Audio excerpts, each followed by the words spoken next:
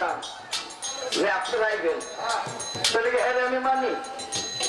জানেন কত কথা লুকিয়ে রেখে শেষ করছি। যদি জানতাম আপনারা সবাই আয় পড়বেন, তাইলে হ্যাঁ আজকে আমার নদী লইতাম, খালি লাইন করে দিয়ে গেছিল। কিন্তু যেহেতু মানতে গেছিল, আর কোনো কথা নাই। আমি অনুরোধ করব আমাদের সবার পক্ষ থেকে আমার গানের পরে আকিবা বেগম যেন তার দুটি গান আমাদের মাঝে রাখে না, এটা আমার পক্ষ থেকে সবার অনুরোধ।